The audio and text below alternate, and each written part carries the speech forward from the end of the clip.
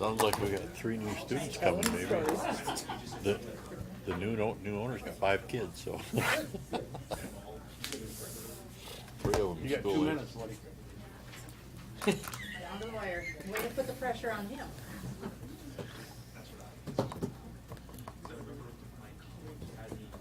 Dave's putting the pressure on me, I'm just Yeah, yeah. deflecting it. I got my key. I'm watching.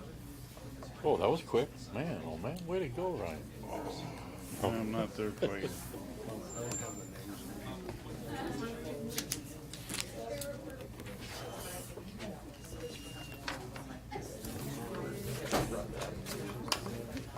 What's that? Should run the application. That would be great.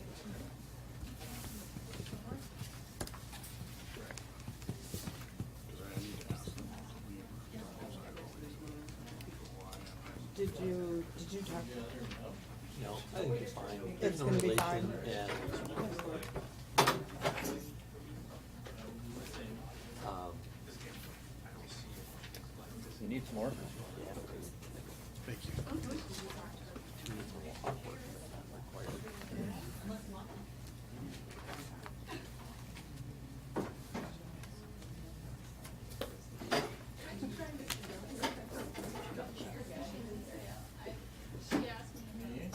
Oh, yeah, I gotta actually run a meeting too, don't I? They're not in, holy cow. Yeah, this is a special meeting, this is not mine. Yeah, I was gonna say, this isn't you, is it? I was gonna hand all this stuff off. My day, like I said, I was on the phone with these guys at 8:30 or 9 o'clock this morning, cause I was trying to do it at 7 and I couldn't, and I just stopped, so. Can I stall for 30 seconds? Yeah, I would. If I were you. What are you finding out there? IT? Just 1 second.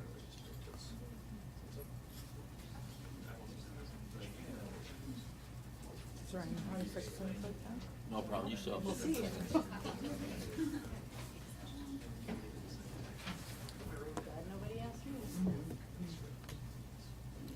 I can just break. These are all the times that we start just a few minutes early and back it off a minute. Well, I'm glad he's having double, cause I don't. See, that makes you Why feel would it be if better. you'd have just handed, been Yeah, handed? would have handed it back to Yeah, you. I was gonna go. They're like, wait, what? Oh, you're gonna have to go. Yeah, I've got a paper copy, so. I'll work We'll on go it. ahead and call the meeting to order.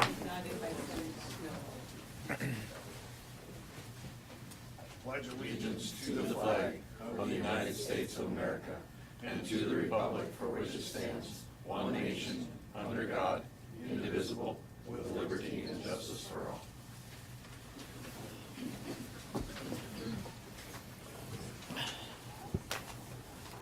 I'd like to welcome everybody here to our work session. It's actually a special meeting, but normally this is when we have our work session because we're gonna actually do some business today, so we moved it to a special meeting. So I don't have any cards up front. Does anybody have anything they wanna speak onto the agenda items? With hearing none, and then we're going to move on to Spotlight on Education with our National HRS Conference recap.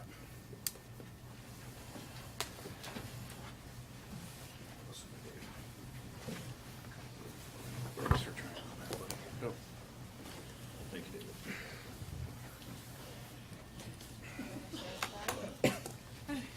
David. You started us off this morning. Can you just talk nice and loud so that I Yeah. can pick you up there? So, this is our team that went to San Antonio, and that was because you guys okayed it. And we're very thankful for that. The pictures here just show a little bit of how we were part of something that's real positive and powerful. That top left one, I don't think I've ever been in an arena that large and that positive about education with the people that were surrounding us. So the buzz in that building is about getting better and finding the specifics to get better. The speakers that you see up there, Dr. Warwick is on the far right. You probably have heard us talk about Dr. Warwick, and then Bob Marzano is the guy in the bottom, and in the middle, who is kind of championed on a lot of things in education, but vocabulary being a specific one. And definitely like a guru in education on best practices, and you hear us bring that up quite a bit here. So we got to have a picture with him. He's got quite a sense of humor, and I thought, well, when we get next to somebody like that, who's kind of the gospel of education, you'd be kind of talked over, and that was not the case at all. So that was kind of just a start, but a ton of fun. We also had some opportunity to go out and, you know, have a little enjoyable downtime as well while we were there. But most of the conference itself was on and around the 5 big ideas of high reliability schools. So when we think about high reliability schools, it's how we operate, how we function. It's the way we live in our building. It's the way we do school. And it's about the right work. And so this was all of our keynotes, all of our breakout sessions centered around the 5 big ideas of the high reliability school. So each of us got one of these books. We may or may not have already started making notes throughout ours. But every single session we went to was, how can we bring these 5 key ideas and circulate it more within that HRS framework. And if you have seen the video or TikTok or whichever type of social media of the college professor standing in front of his students saying, okay, here's a jar. Now if I put these rocks inside the jar, is it full? And his students say, yeah, it's full. And then he takes some little pebbles and he puts the pebbles in and he says, okay, so now these pebbles are in here, now is the jar full? And all the students say, yeah, now it's full. And then he takes some sand and he puts the sand in and he says, okay, now is the jar full? And they say, well, yeah. And his illustration was about the things and our priorities in our life. The big rocks are the really important things, and the sand is the stuff that's not as important, but if we put the sand in first, there's no room for those really big rocks. So what we decided is all of the stuff that we got at the conference, we were like, how are we going to bring this back and talk about everything that we learned, because it was all so great. So we decided to pull out the big rocks, the stuff that when we came back and had our conversations every night, it still came back to those key things that we kept coming back to. And so that is vocabulary, proficiency scales, assessment, and school culture. Okay, I'm going to start with the vocabulary. I'm Jamie Rugrod, and if you don't know me, I teach 7-12 special education in our high school. And so vocabulary was not always something that I thought about, right? Like I have students and we're going to fill in the gap and I'm going to strive really hard to get you to grade level. So when I went to the speaker about vocabulary, I felt like that really hit home for me, right? So it is easy to realize how you're not always teaching vocab across settings, right? Like in math, sometimes we'll say compare and contrast, but if I say to students, oh, we're just going to compare, sometimes I'll just get this deer in the headlight look like, well, wait, now we're changing it, you switched it, and so kids can get overwhelmed by that. But the question then that we have to ask ourselves is, how can we change that? So really good things that they brought up were just like having core vocabulary terms that are used across all settings, meaning that our core classes and our electives are using a set core words that we see a lot in our standards and that we use in assessments. So students know what to expect when they read those words and they know what those words mean. And then also working on expanding terms while we're teaching, and that our vocabulary terms are used in our proficiency scales. Okay. One of the things that the speakers really talked about, well, one of the keynotes talked about, is that we take all of the blueberries, and this is kind of complex, but like when you go to the store, you buy a container of blueberries, and there's some of those that they were ready a couple of weeks ago. There's some that are perfect, ready to eat, and then there's those ones that were like, they needed a couple of days. And that's what teaching is, right? Teaching is like, I just going to take everybody that I get, and we're going to get you as far as we need to get you because we're here to help you. We're creating a school that is including of everybody. Okay? So we're taking all the blueberries, and we're just getting them to where they need to be. So how do we support this in school? Vocab, as we know, is super important. The speaker talked about increasing reading by 25 minutes a day. This just increases student vocabulary. We know that this happens when we talk to teachers everywhere. Another thing too is reading instructions. So I work in the world of special ed. Sometimes just reading instructions allows those low readers the support that they need. This helps them not have to decode the text. It makes things aware for them, but also we're really working on having that consistency across all settings so that those words that I'm saying, they're not like, oh, okay, now math we're talking about compare, but when I go to science we're talking about something else. So just being consistent in what we're teaching. Another really good thing is that they have really good materials, but when we talk about vocab, there's some things that we just experience. We live in Minnesota. There's just words you know, right? Cold, hot. You've experienced those things. You know what they mean. You didn't have to look them up in a dictionary. Like when I went to school, they're like, pull out your dictionary. You're going to look up Fahrenheit, right? You experience that. You know what cold is. So when we talk about challenge words, we're expanding on that vocab, right? Those are things that we've talked about, we've discussed. The students know the meaning. They've experienced that. Next to the words, though, there's a scale. And Katie will get more into what scales mean, so I'm not going to touch that so much. There's also a tier to vocab as well, right? Tier 1 are words that are taught in somatic clusters, those basic words, things that like every student knows. We know what cold is, we know what hot is, we know those key terms, we use them in our everyday language.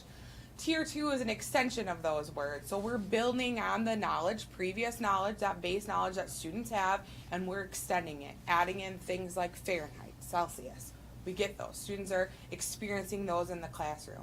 And then tier 3 is our academic terms, our testing words, and our content specific. And this is academic vocab. So what is in your standards that your students need to know and are going to be assessed on. And then those words too would cross over to standardized testing. What do students need to know in your content? Currently, there's a group of PRB staff that is working on creating 12 verbs that are used in most standards. So we're getting that across our curriculum so that students, when they come into our classroom, know what those are. There should also be a basis about 30 core words in every department that's very essential to their teaching. So that's going to be a little bit different from math to science to reading, but what are those core words that students need to know so that we're being consistent when we're giving instruction? And then they just went over really good steps to teaching vocab, which I think speaks a lot. It's a lot different from when I went to school. We're not getting out dictionaries now and looking up words, but that we're explaining the words. So we're going on just reciting the definition. We're finding words, or we're making, as you can see in the right-hand corner, we're popcorning off what do students know about that word. It's new to us. How can we explain this or restate it in our own idea? We're going to create representations, and that might be through visuals or pictures. What is that word? How do we recognize that? And then discussing this new vocab word, and then we can use that to play games or to review new vocab. There are some really great resources of just like games that use vocabulary in the classroom. And I just think that that's really important to our students too. Just taking that and making it something unique and fun. So that kids really remember that, because that is how that learning is happening.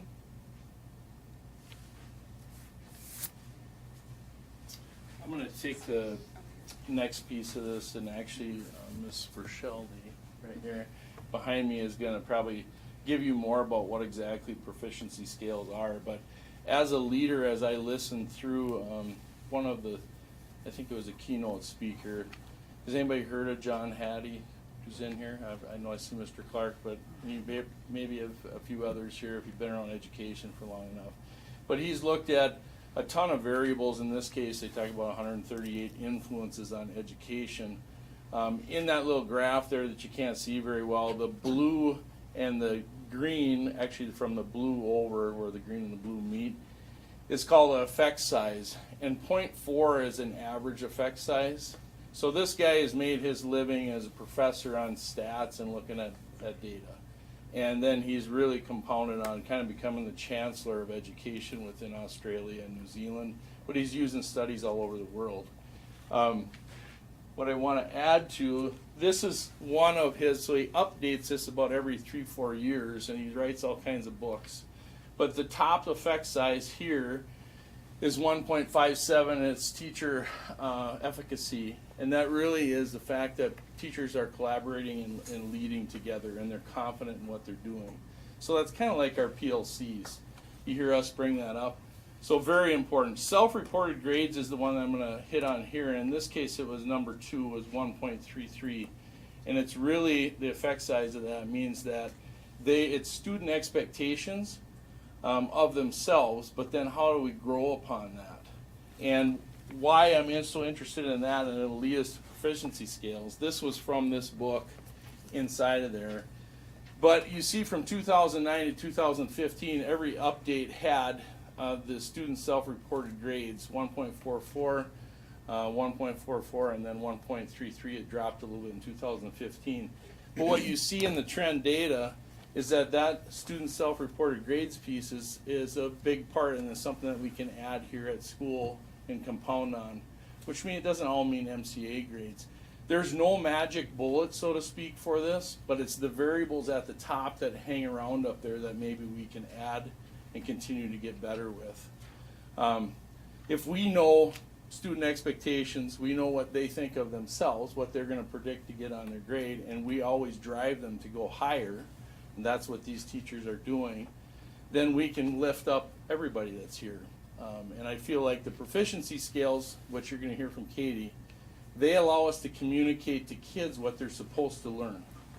And so if you've ever been part of assessment where somebody's trying to fool you, or you thought the test wasn't very fair, proficiency scales can get rid of that. The kid knows exactly where they got to go. 4, 3, 2, 1. 4 is the top, and we're not trying to blindside them with anything. It also allows them to go higher than maybe what they ever thought they could do. So I'm excited about this, and I'll let Ms. Rochelle add to that. So I'm Katie Verschelde, and I teach high school science. So proficiency scales, just to kind of bring it down to the basics, if you're not sure what that is, when we get a set of standards, we take the benchmark of a standard. So for example, a chemistry high school standard. We take it and we break it into a scale going from 1 to 4, and sometimes with half points in between. And a level 3 is that benchmark. It's coming straight from the standard, and it is a student who can meet that standard and they have mastered it. A level 4 is them applying that standard and going even further. Level 3 is where we want all students to get. Level 2 is going to be the vocabulary that Jamie talked about that we pull right from that benchmark. And a level 1 is, with my teacher by my side, I'm getting some of level 2 or some of level 3. So what proficiency scales do is they provide clarity. So they provide clarity for teachers, students, and parents. Okay, so we can make teacher versions of these scales, and then we can make student parent-friendly versions of these scales. They also provide evidence, so they help the students and the teachers collect day-to-day assessment data and quick data so that they can also give evidence to the student so that they can, feedback to the student so they can continue working to get better. So most students are going to start at a level 1. They're going to be able to do some of it, or they're going to understand some basic background knowledge from previous years. And the goal is to get all those students again to a level 3. Not all students will get there, but every student has the opportunity to make improvements and to self-assess. Now, if the goal is to get everyone to a level 3, we need to make sure we take the time restraint out of it.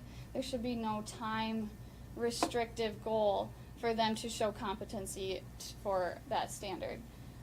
One of the really impactful things at the summit with 1,600 people in the room, they asked, how many of you have ever been in a class yourself where the teacher was teaching a topic and you felt like you were just about to understand it, and they said, that's time to move on.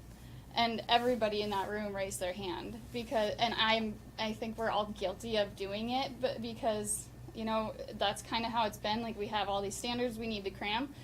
So what we've been doing with some of our work is prioritizing our standards, so we can guarantee viable curriculum that says, okay, if a kid comes through my room in 11th grade chemistry, these are the standards that they are going to be able to master to a level 3. And we talked some really good conversations with Jamie and special ed and how we can modify scales for those students. And I really like to run with proficiency scales, but because I feel like it's something that every teacher kind of has control over, because if we're truly working from the state standards, you still have freedom on how you want to, apply that in your classroom because you're still meeting those benchmarks. So what I did when I came back is I had asked my students to self-assess, and this is something that you can put up in a classroom, and then I showed them some photos to help them with their feelings of the content that they were getting. And then I actually challenged them to make their own photo scales so that we can post them in the classroom. We had a vote. Some of, like, SpongeBob was one of our top winners, some pictures from SpongeBob. I didn't understand the Fortnite photos, but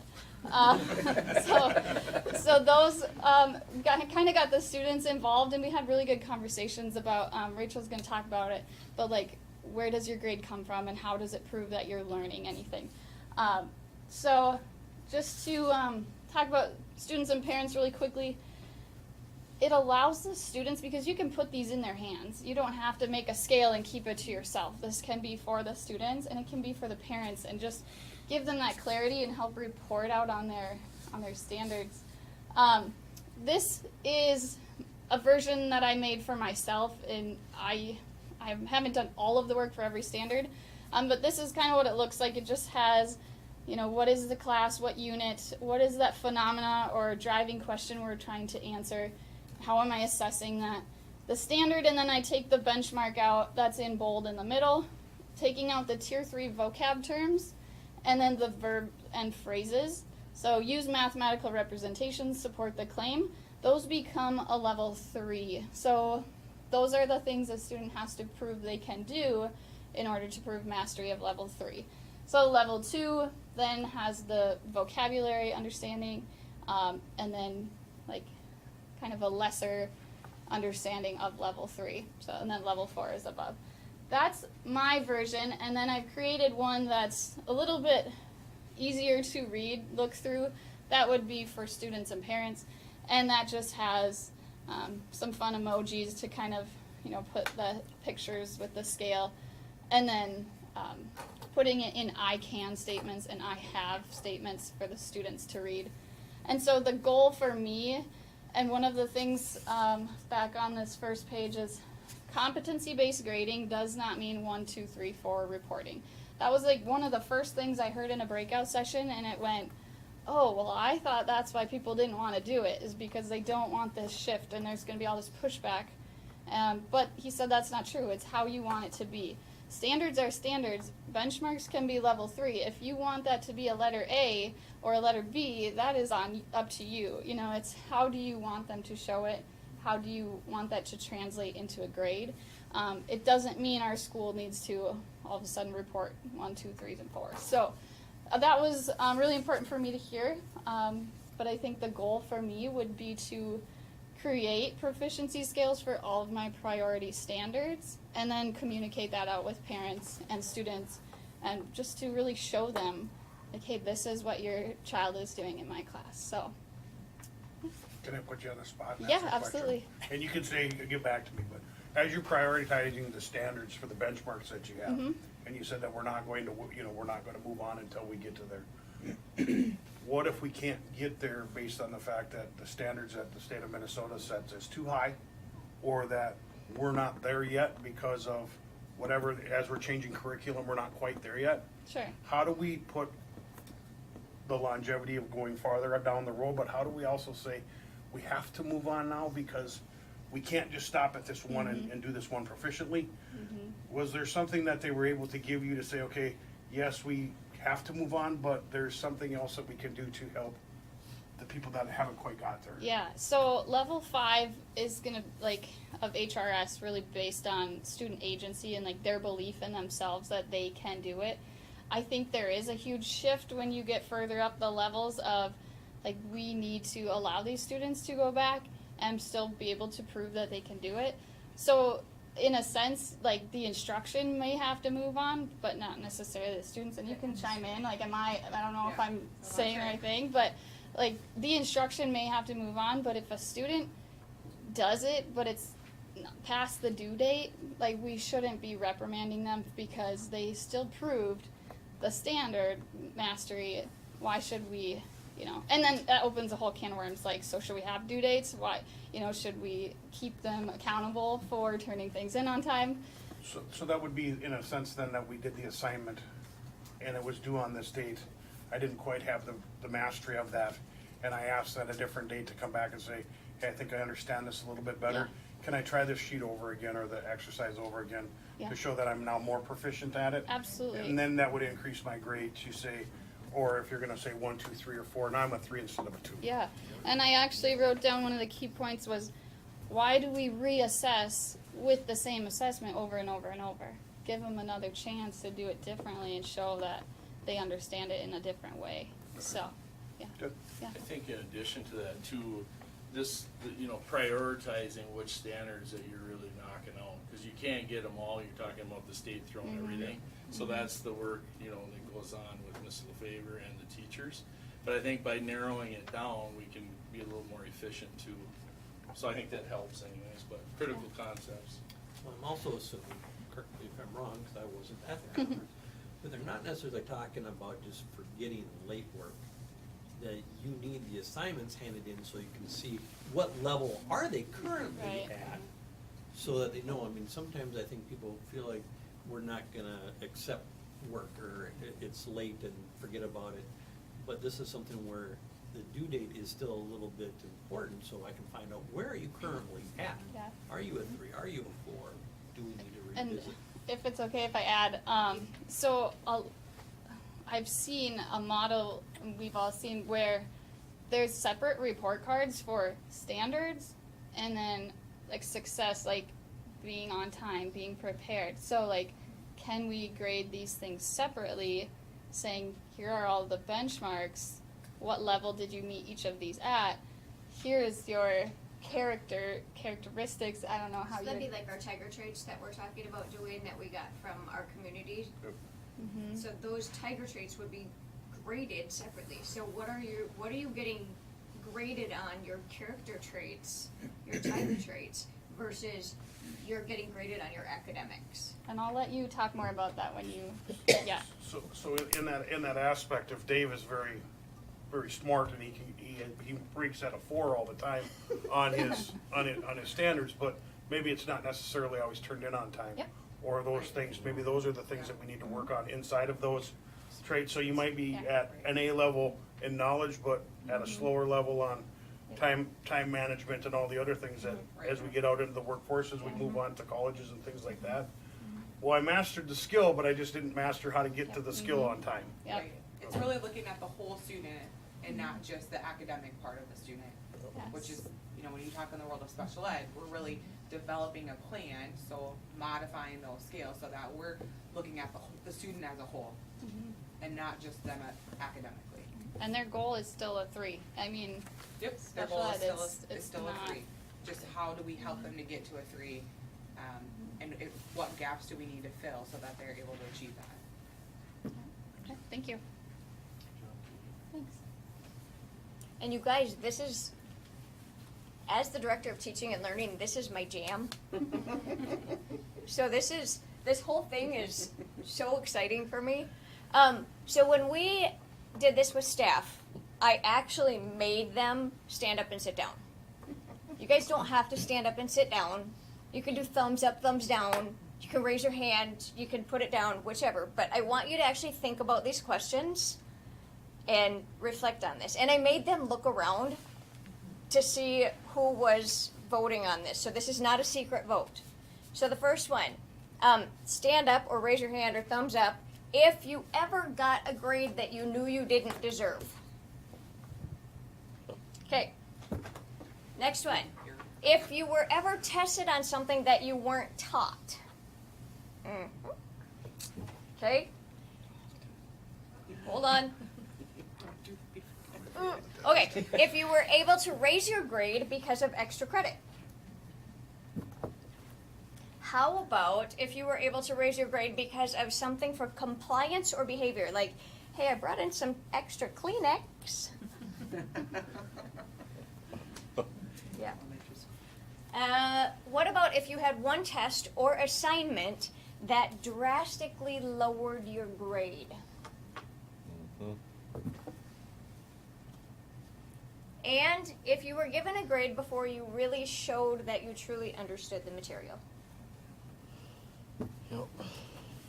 When we talk about assessment, it is tied to proficiency scales, especially in the HRS framework, because it is defined as anything that a teacher does to gather information about a student's knowledge and skills. It doesn't just mean a test at the end of the unit. And the reason that we do it this way is because the first thing we do is prioritize our standards. We go through and we look at all of those things that the state of Minnesota says we have to teach our kids by the end of the year. And we say these ones are the ones that are our priority. And we have a process for that. Then we customize our scales. And we say, this is exactly what's going to be a 3.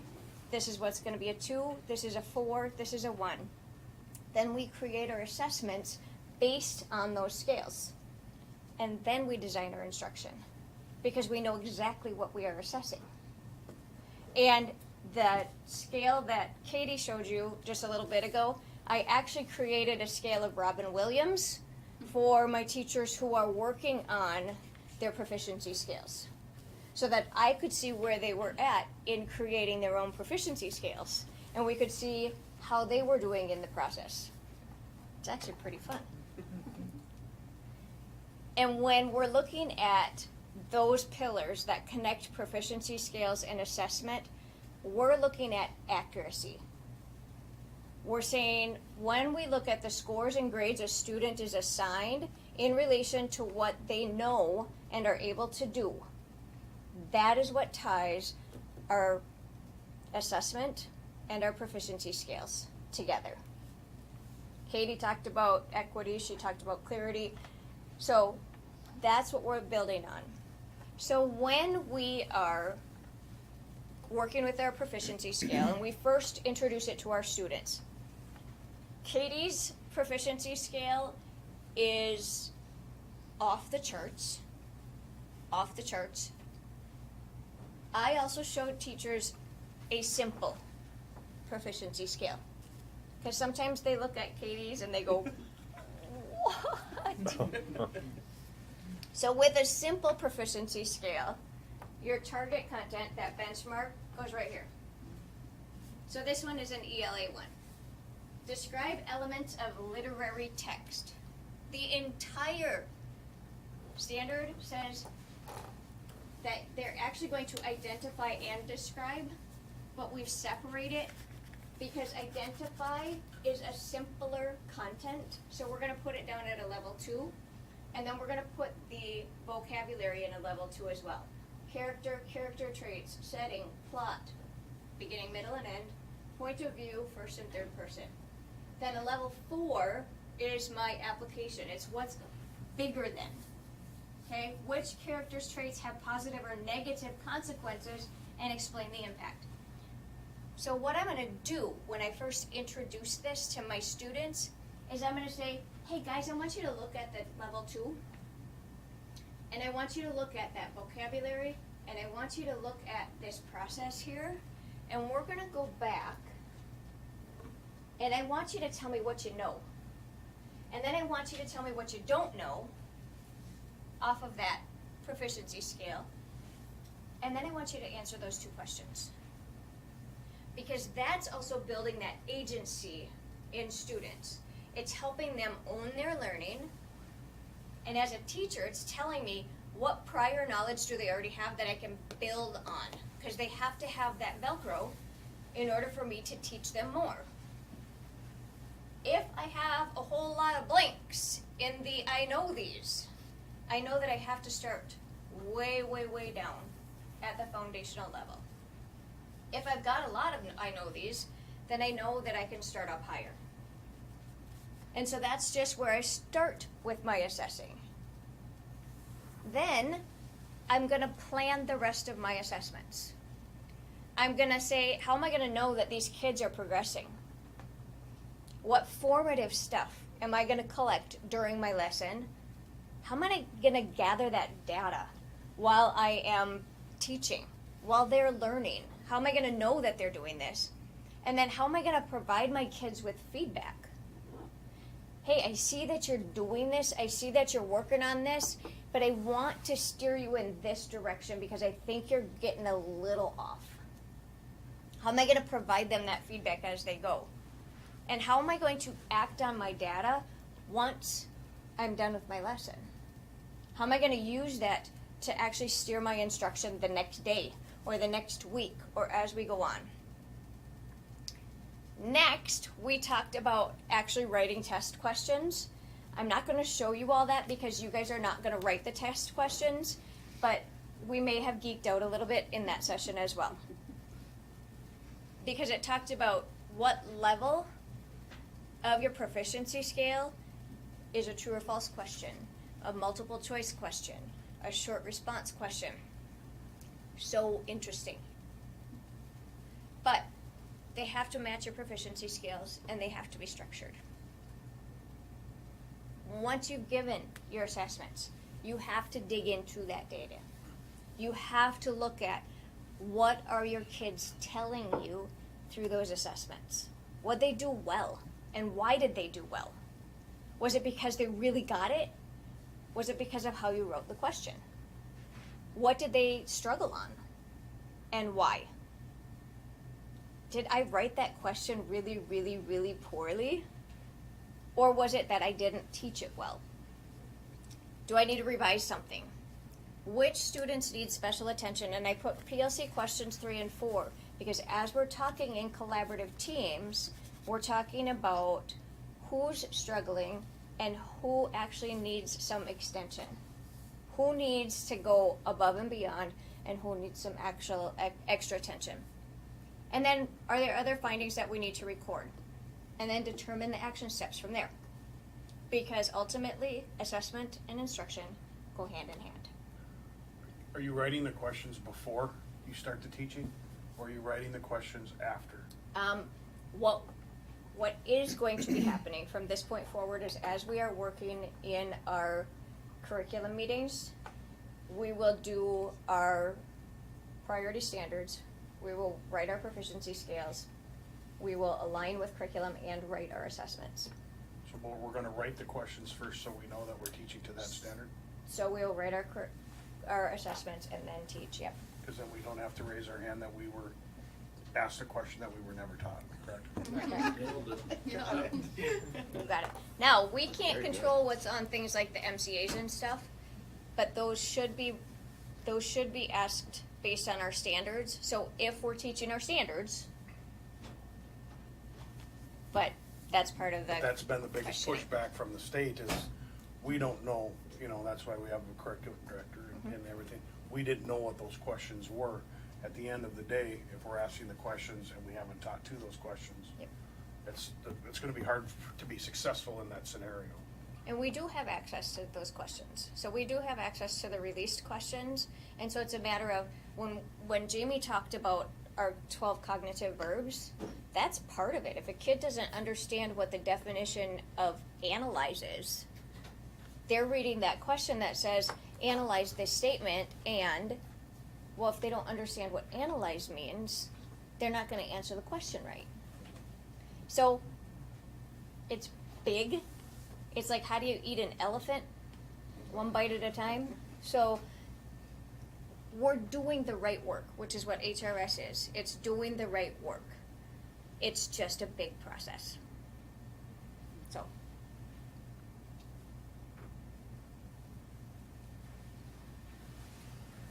Hi, my name is Lisa Toft, and I teach 7th, 9th, and then 10, 12 social studies. And I was fortunate enough to get to talk to you about culture. I had to put our keynote, Mario Costo.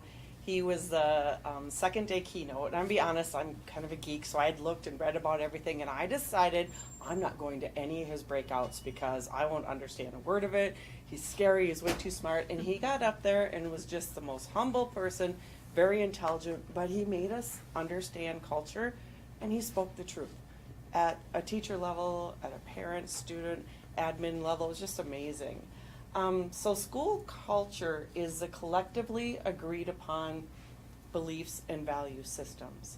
And the one thing about culture, all the big rocks, they're affected by culture, all of them. And so it's really important that as a school, sometimes, you know, culture can be seen as this frou-frou thing or something out there. It's not. It is something that we can set and determine. And it sets the boundaries of acceptable beliefs and values inside our school.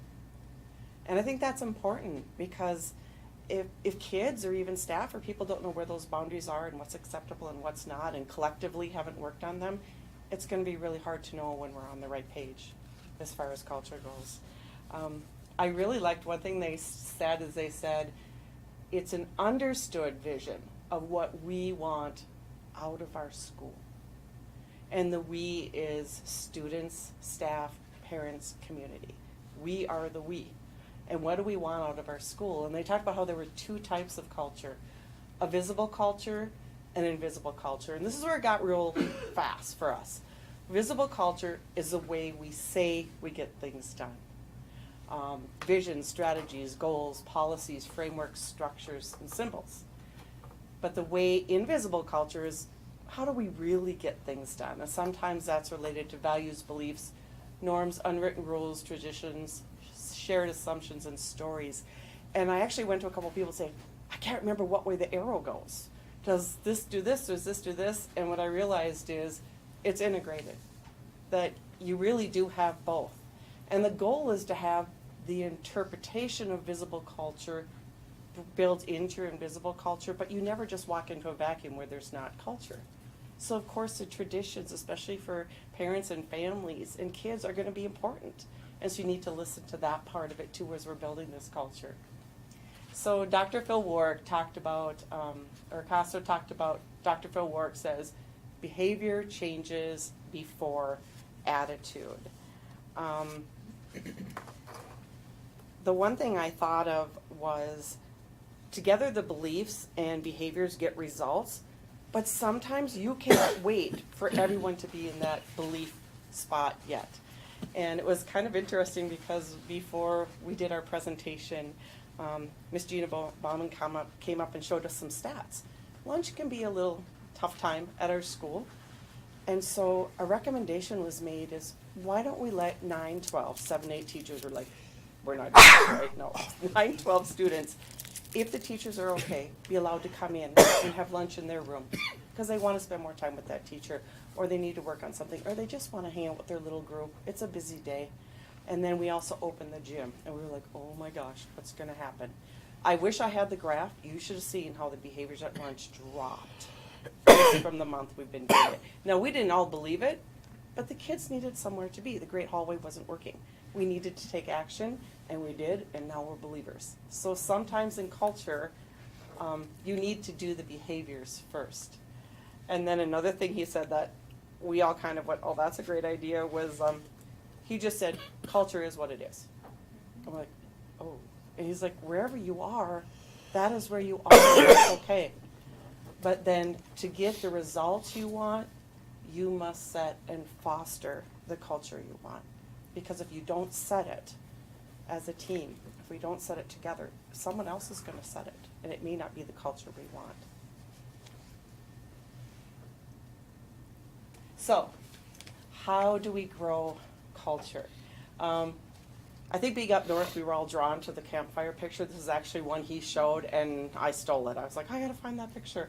And so I found it. And what he talked about was that in the light, right around the campfire, the people are right around there, that's the culture we have.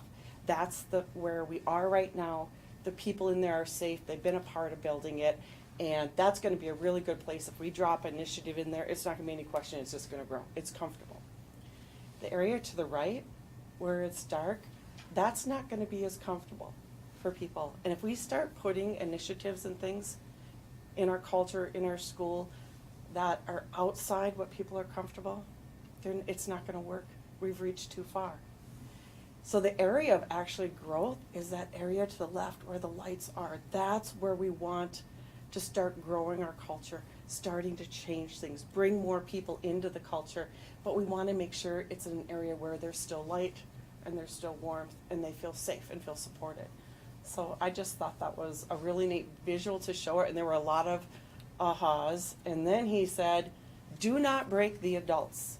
And I literally think we heard amens and alleluias. I mean, people were just like, yes, because as educators at all levels, there's always the latest and greatest, and we are an innovative school, have been the whole time I've been here, but it can be where if you get too much new, you're not doing it as well, and that's something that HRS has changed. We've been, oh, what did I do? Okay, it's back. We have been doing HRS, and we're doing it well, and we're sticking with it, and I think that's the difference, why we're more in the light in our culture.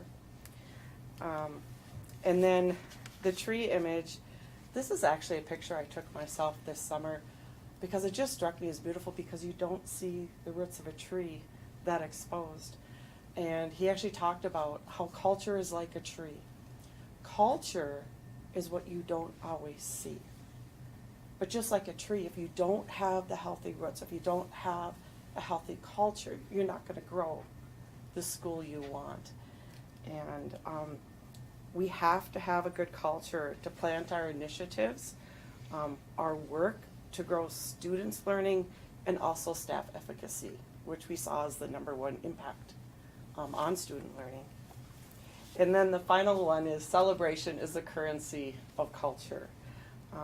What gets celebrated gets replicated, and we have a lot to celebrate here. I think we celebrate our students and the accomplishments and from so many things, and Chris's notes, and we get to hear things, and Ms. Hemp shared about her choir things. We get to see a lot, and I want us to celebrate even more as a community and as a staff, because PRB has so many things in our culture we do well, and those of us who have been here a while know we've had some things we've had to get through as a district, and we've done it well. We fill the gaps for a lot of students and families in this community.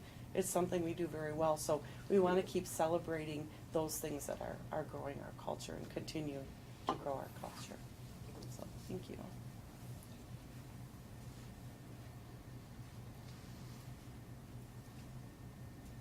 So that's our wrap-up. I hope you feel the energy from this team. I was so proud to travel with them, or actually they brought me along because I don't travel well. But I do want you to know that not only did you invest in us going down there, but this isn't done. You just saw the rocks. We're staff development team right here to bring back to our group, and we will do it. So thank you for that. Thank you. Thank you. Thank you. Well, thank you. I guess I'd like you to stay up there for just a second, because I've been here for 4 years. And my first year, we couldn't send a team to San Antonio with COVID and everything. But this is our third team that we've sent down there since I've been there. And if you notice, they always come back and give a report, but I don't think you've heard the same report twice. Mm-hmm. You know, they're coming back, with each group coming back with some new things that energize us and continues moving us, you know, in that direction. As I mentioned, finishing 4th year here in Pine River, finishing my 32nd year in education. I've been an assessment coordinator. I've never been excited about assessment like this, because I mean, sometimes it is a necessity, but what they're bringing back is what we can gain from it, how it benefits us as a system.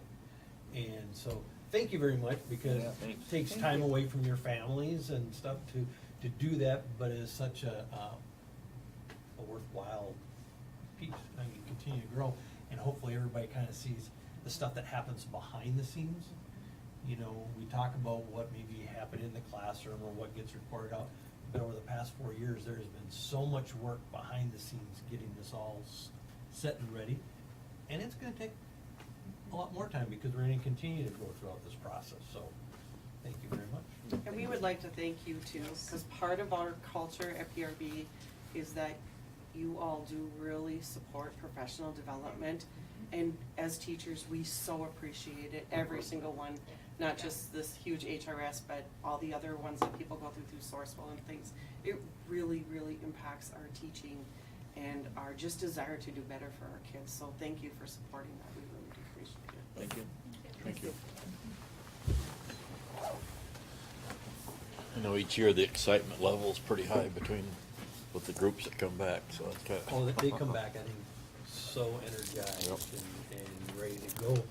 But this is things that they've been hearing here, and I think Chris said it best when you're suddenly in an auditorium with 1,600 other people getting that same energy flow going, just moves them.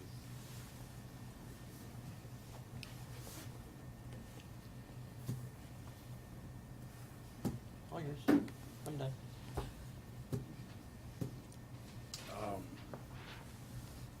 Moving on to, it's just a lot to take in, I mean, that's pretty impactful, so. Moving on to approving the agenda. So moved. Motion by Dave, Second. second by Roger. Discussion? Hearing none, all those in favor? Aye. Aye. Those opposed? Motion carries. Moving on to some discussion items.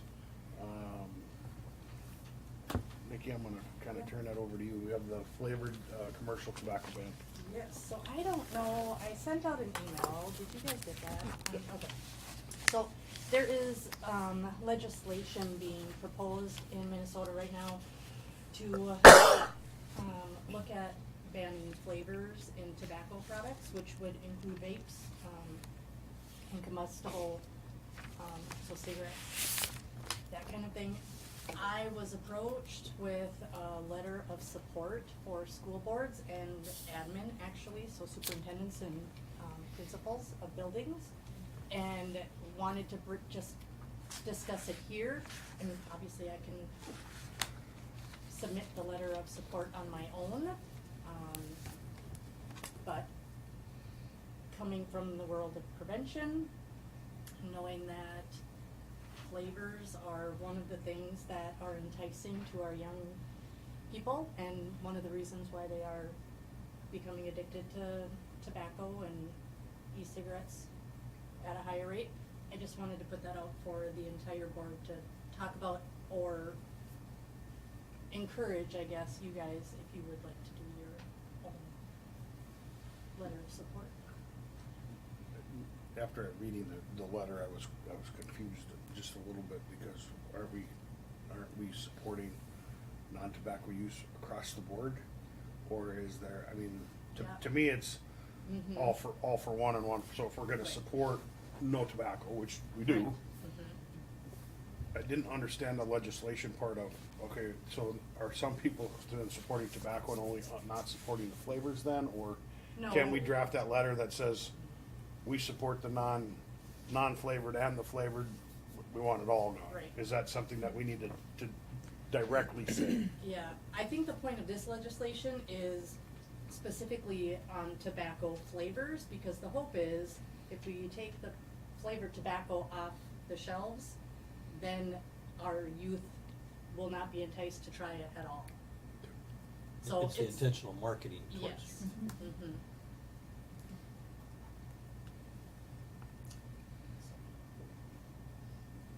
Are you looking for a recommendation from the board then to draft a letter? Well, the and letter is support? already drafted, which is really nice, so Okay. if, and I can send out the email again, I just didn't wanna send it out without having discussion about it, because it is not necessarily in everyone's wheelhouse on a daily basis, so the letter does nicely lay out what it is supporting, and it asks for like your name and email, what you, like your role, that kind of. Let's send it to Jonathan, have Jonathan send it out. That way we're not breaking the open meeting law, so we don't have anything I will speak louder. We're gonna have Jonathan send it out, so we're not crossing the open meeting law. If there's any questions, you can either get with Jonathan or go to Nikki, but please do not, when the letter comes out, talk amongst each other, because then we violate that law. So if there's questions on it, like I said, I still have a few, but again, I think that everybody on the board promotes not, no tobacco use period, so it's, Yep. however we need to do that is, and we can get that reiterated across from the letters that you're handing out, so. Any questions on that? Nope, sounds good. Are you okay with doing that for us? Sure. Thank you. Moving on to, item 4.2, budget reductions. Guess we wanna, we're at that time where we need to start, informing you of the budget reductions. We have the teacher contract settled, we have the, student account, or student count in there and how our ADMs are impacting the budget and where we're at. What we are going to be presenting to you, and Jolene, help us out here, she has some projections on if we're gonna make $700,000 worth of reductions or $600,000 worth of reductions. Where does that put us as far as projections, sustainability, and programs? And then I'll share with you some of the items that we are recommending for reductions as the directors and building administration have been busy coordinating how we're gonna do this with the savings, because it's very difficult, and when we just get done with a presentation like we just had, knowing everything that is going on, it is really difficult to come forward with budget reductions. But in order to be a sustainable district, this is one of those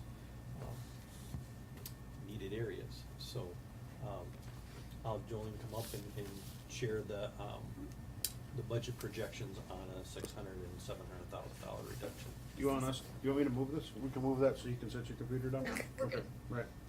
We've talked through this a few times. So the attachments on your board agenda, this item, they're basically identical spreadsheets.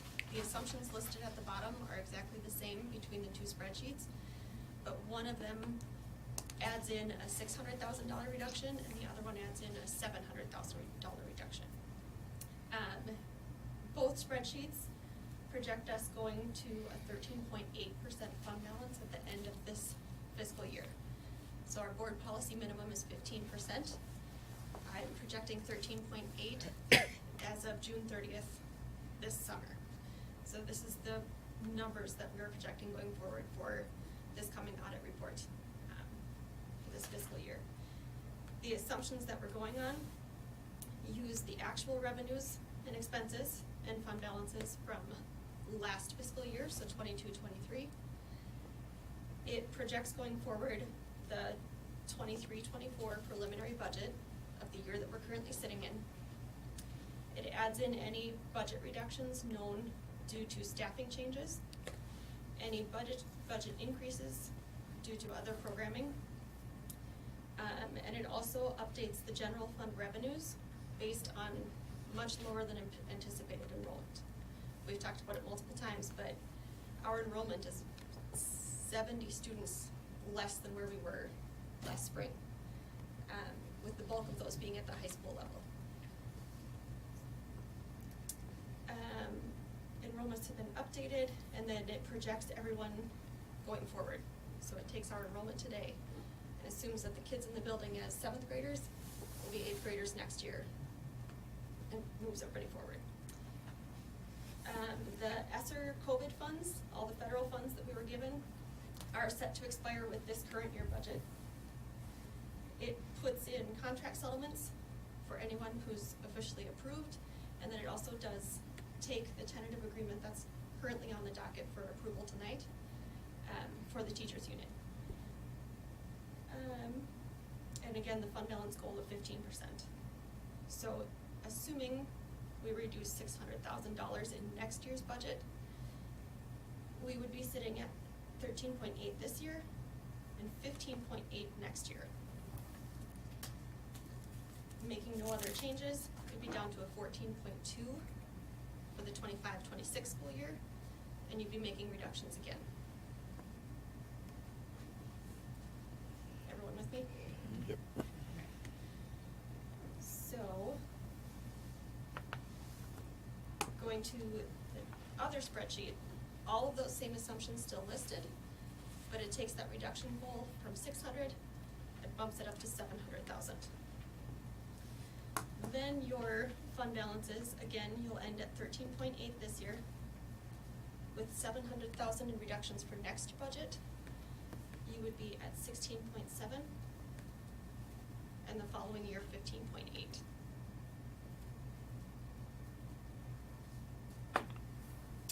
Questions? And the 15.8 is a contract year, correct? Yes. Yes, we'll start the process again.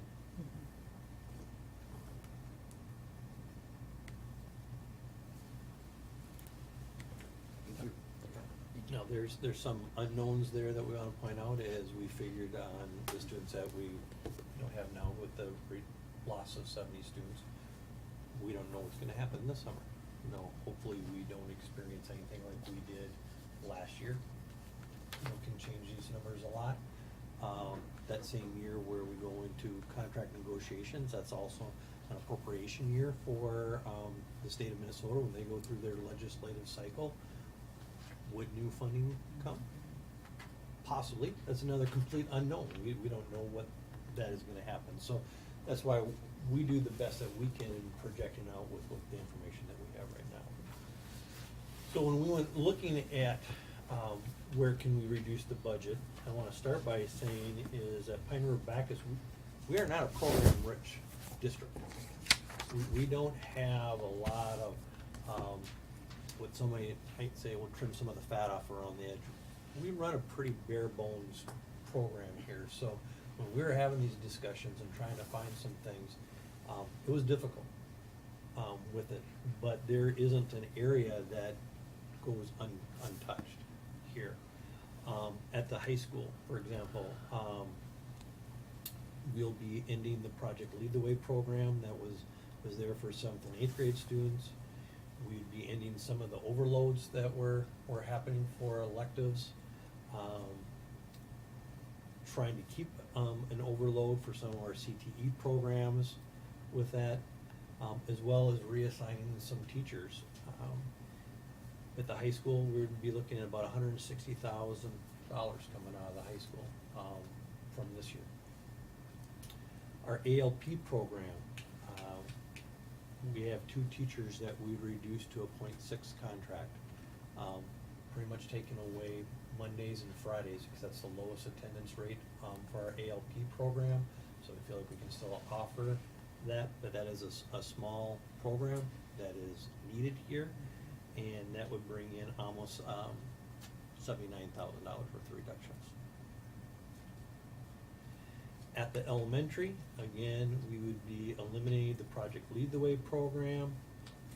We'd be eliminating a paraprofessional position, as well as reassigning some of the duties that go along with early childhood education, and we would be eliminating one of our SLP positions. So out of the elementary, $250,497 for the elementary. Within district services, we would be eliminating our HRS coordinator, and as we just had an HRS presentation. That's always hard to do. Those duties would be picked up by our principals and our director of teaching and learning. We could have a savings with Carl's retirement and the hiring of a new buildings and grounds. And we'd also be looking at eliminating our community education director. This is a drastic reduction there. We'll have people ask, well, why are we reducing that? Because there's community ed funds for that. Our community ed program has been supported by the general fund of roughly around $70,000 a year. So that's why we'd be making that reduction, is that we wouldn't be able to support the community ed program out of the general fund. So out of the district services would be about $112,000. We would reduce some of our non-staff items, like we would reduce our district calendar mailings that we send out. We've gotten great positive feedback from our newsletters and calendars, but it is something that we reduce that. Instead of doing it 4 times a year, probably do it 2 times a year. We would be reducing some of our online subscriptions, and we would have just just about $23,000 of savings there from those subscriptions. We'd reduce one bus route for a savings of about $25,000. We've already reduced that bus route. That'll be starting after spring break this year, and that's because of driver shortage. And then we'll just keep that reduction into next year. And then sports and activities, looking at how we could do some things differently, and some of that would be joining our golf coaches together, having our varsity coaches also do junior high coaches, reducing assistant speech coach, reducing our cheerleading section that we got back this year, but we had 2 seasons, reducing that down to just 1 season.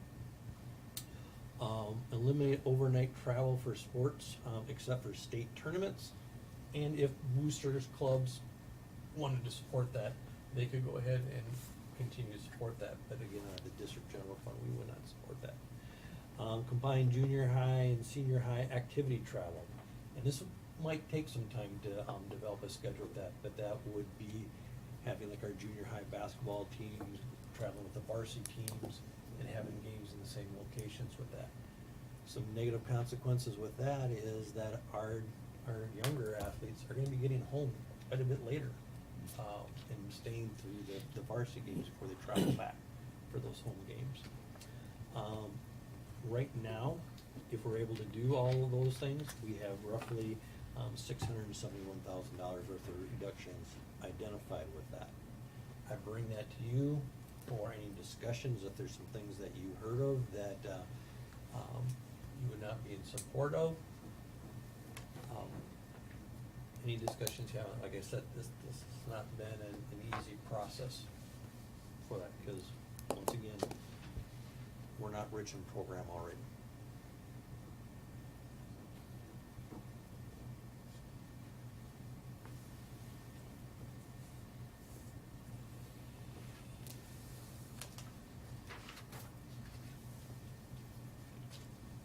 A lot for the board to take in at this time. There's really not an actionable item that we need to take. No. If you have some questions for Jonathan, if you have questions for Jolene, all the things that, that we have going on. We have the administrative team here as well, if you have any specific questions on buildings. What we've been able to do for the most part, is we've been able to maintain some class sizes that are favorable. We lost some programming, some electives. We've trimmed back interventionist time. That's one thing also at the high school is that we'd be reassigning a teacher where we don't have an interventionist. We're down to 1 at the high school. Not as much Title I support at the elementary. That eliminates the 2 positions that we were currently holding for special education. And yes, and that's eliminated. Right now, our caseload between the high school and the elementary are about the same, so that would be pulling our postings that we were looking at expanding from the high school as well. Do you have a savings on that? We never filled them, so we never calculated them in. Okay. But that was currently 2 positions that were. Correct.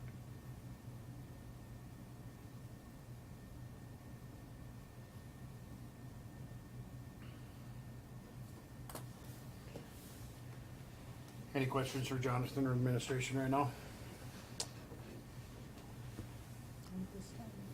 Tough decisions we're gonna make. Right, moving on. Thank you for putting that together for us. Yes. Moving on to approve the master agreement with the Pine River Backus Education, Minnesota.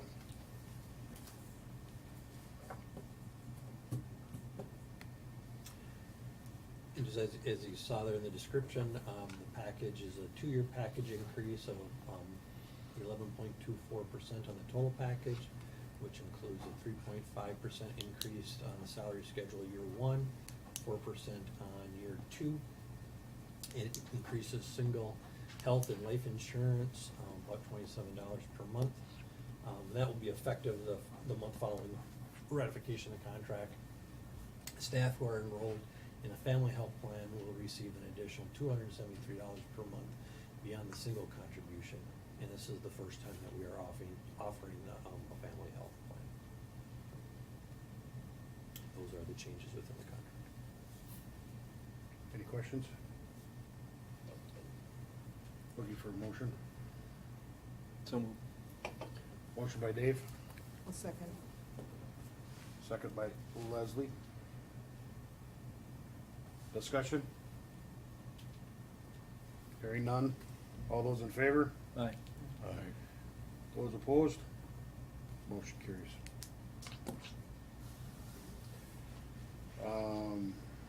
Item 5.2, the hiring of coaches.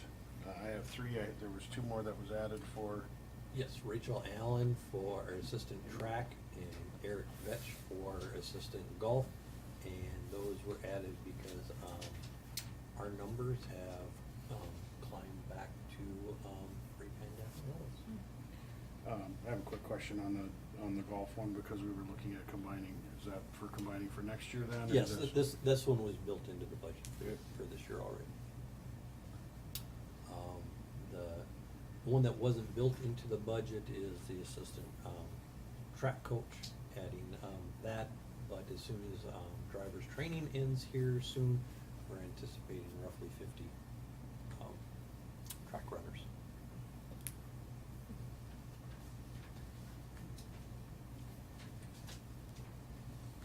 Looking for a motion. So moved.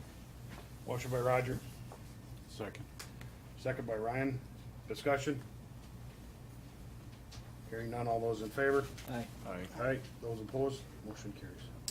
I have to just add with the development of our track team, it would be great to host a track meet again here. We have not, well, we haven't hosted a track meet as long as I've been here. I don't know when the last. We started in COVID. What do you expect? I expected a full athletic program. No, I mean, it's been nice to see that program develop and get their numbers back up there. We have an amazing facility out there. It'd be nice to have schools come here and run it.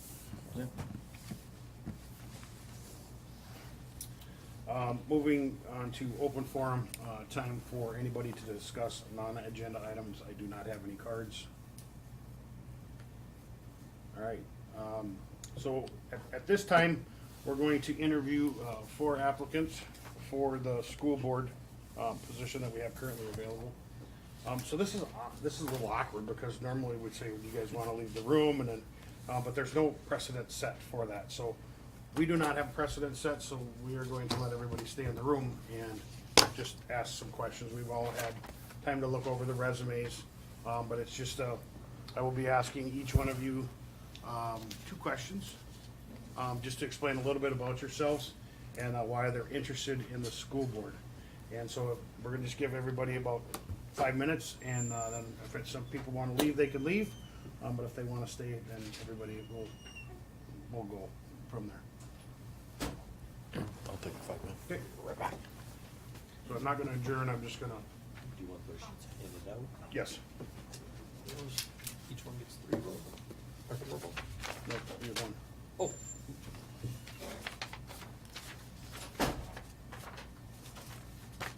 I got this one. Thank you. I think he's coming back. Yep.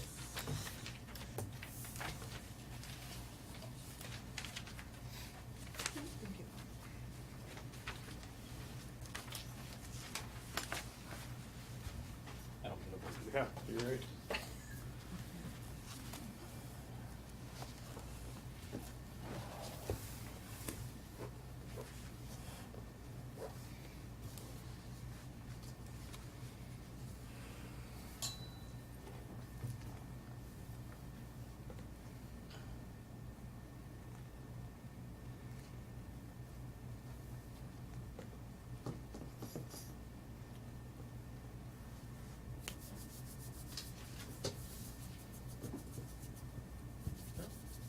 Just got the first weather alert for winter storm Thursday. warning. Oh no.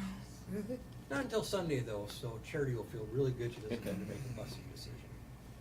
I feel really good I won't have to make a busing decision.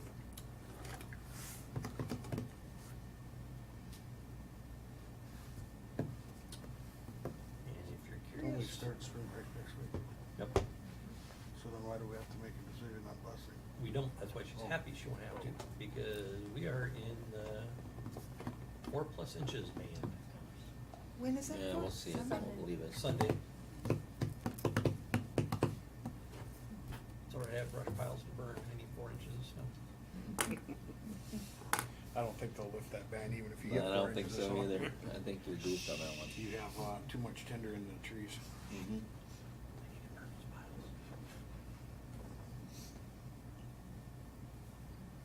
Somebody's been after me all winter. I have no more excuses. Well, you haven't had snow all winter, so I don't know.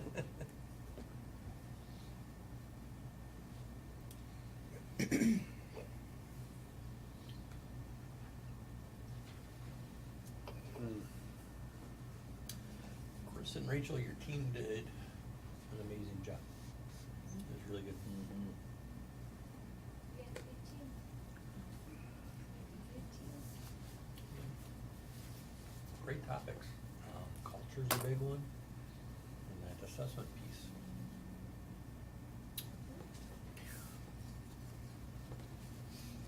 I'm not so sure that your one that you had the easier version of was all that easier after you explained it all. It's like, I'm not sure if that was easier. Well, all of our topics were pretty teachery. Very impressive. Yep.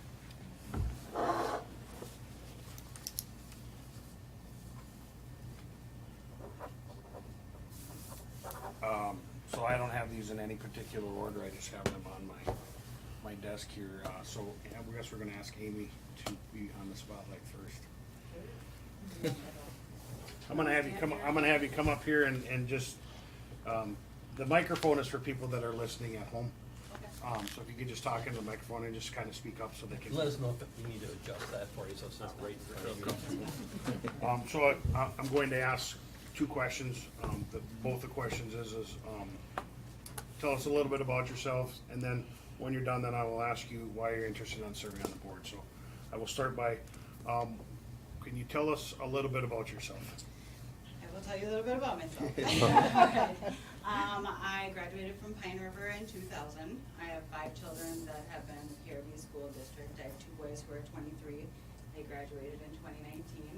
I have one graduating this year, next year, and I have a 6-year-old. So I'm gonna be around for a while, so I think that's important. I've been part of the community, my entire life. I graduated and I went to school for early childhood. So I was a Head Start teacher for 4 years, and I've been at the Pine River Baptist Family Center for 6 years now. So early childhood is definitely my passion. I think that's where it all starts. If we want to get better, as we get more and more, and especially in the high school, I think it starts right down at the bottom at the homes with the parents. So I think that's most of it. Okay. How about, why you're interested in, you kinda lumped it all in there, so Yeah, I it's. kind of put it, I really do love this community. I love that what it stands for, especially when there's crisis and things happen, we come together.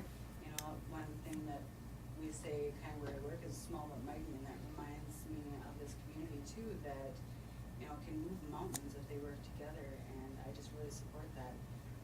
All my kids are in this school. It means a lot to me. My brother's graduated here. This is our community. This is our family, so I want to be part of that in any way I possibly can, and I can volunteer in many areas and have lots of perspectives to bring, so, yeah. Thank you. Yep. Thank you. Quick lower that down a little bit so it's not right.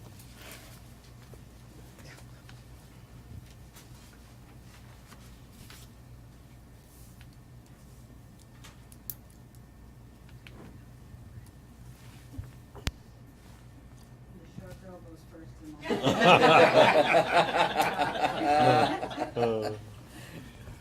Carrie.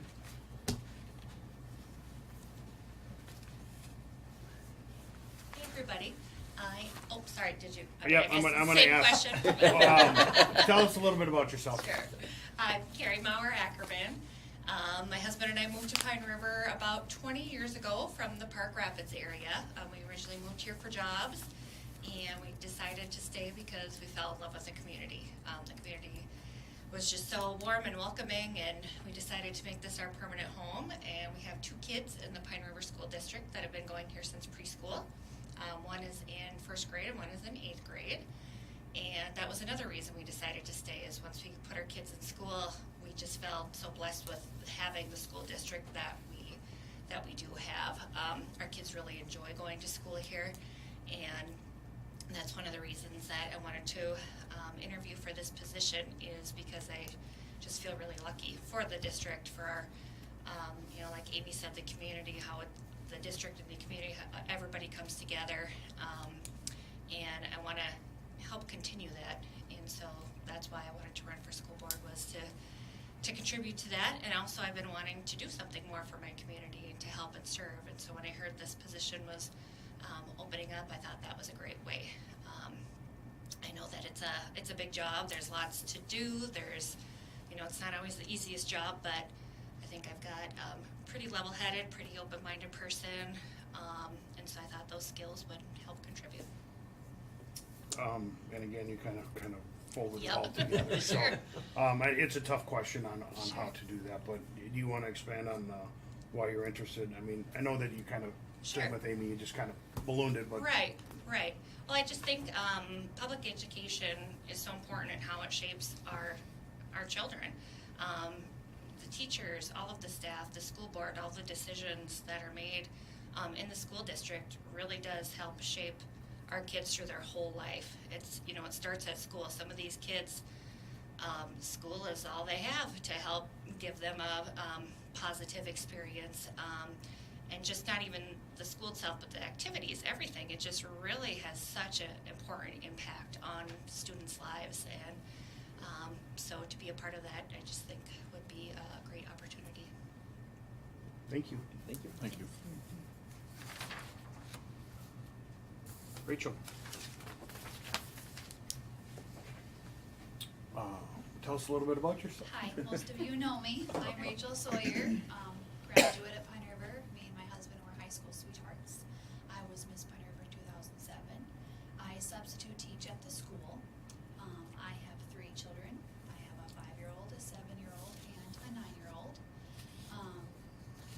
We have a cattle ranch here in town, and we also have a lawn care business. So we're busy, and we love it that way, and we like to put ourselves out there in the community. Me and my husband both, he's a volunteer firefighter, and that's just a little bit about me. And then why are you interested in serving on the school board? So I think you guys are gonna have a really hard time because you have some amazing moms up here who love their kids, who love their community, who wanna be a part of the community. I started volunteering in my daughter's classroom, and it has blossomed into something I didn't even know I wanted, to the point where I wish I could be in the school every day. I love it here. I think the teachers are amazing. I think the paras are amazing. Just being in the school and being a part of the community even more than we already are.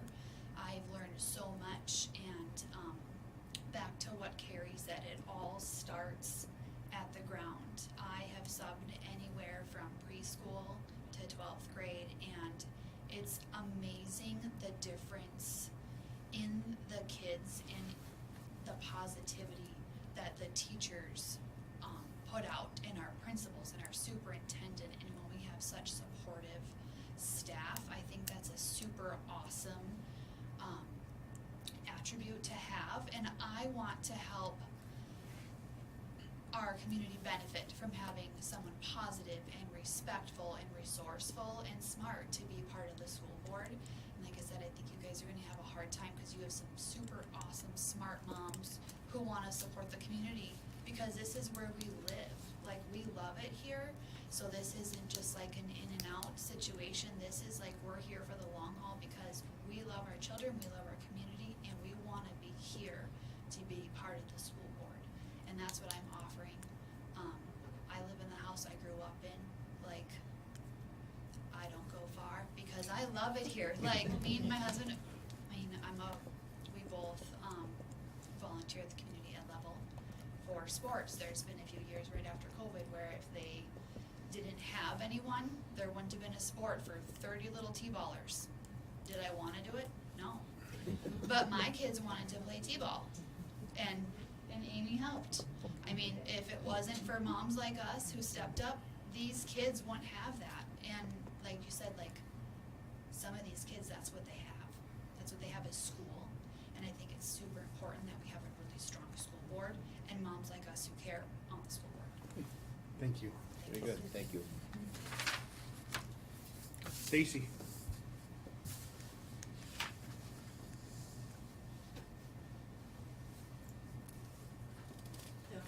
Hi, tell us a little bit about yourself. Like everybody else. So I have a couple kids that are school here. I have a 6th grader and an 11th grader. They both have IEPs. They are phenomenal kids, and this school district helps shape them the way that they are. I love sports. I'm a big hockey fan. I have worked most of my life with mental illness and people that need help. And I'm really nervous. That's okay. And I've been on boards before. Fantastic. And then interested in serving on the school board. I know it's kind of an all-encompassing question. My 11th grader wanted me to say, to help him wear a hat in school. All right, well, thank you. I feel horrible. I do have a husband. I am married.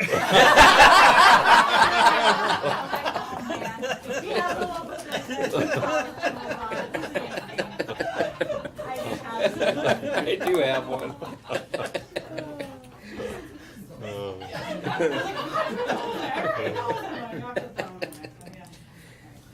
So we're going to, we have some purple sheets and we're gonna do some tallying here, and it's just kind of an open thing.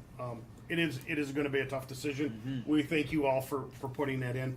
Just remember, if you're not chose at this time, this is an election year. So I believe July, end of August, July and August. You know, get your names on. You know, we don't see a lot of people run, and that passionate to be there is one of the things that you guys have stepped up to and shown that passion. So thank you for doing that. Just don't forget it is an election year. So if you don't get chosen, stop in and see Cindy. She'd be more than happy to take your $3 and $2. Sorry, $2, and we'll get you on the ballot for the upcoming election. So thank you for your time. Yeah, thank you. At this time, we are going to, I need a motion to close the meeting per Minnesota State Statute 13D.05 Subdivision 3 to evaluate the performance of Jonathan Clark, Superintendent. So moved. Motion by Roger, I'll second it. second by Leslie. Discussion?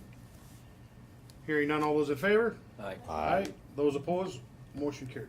We are in closed meeting. I'm gonna take 5 minutes. I am too. Take that.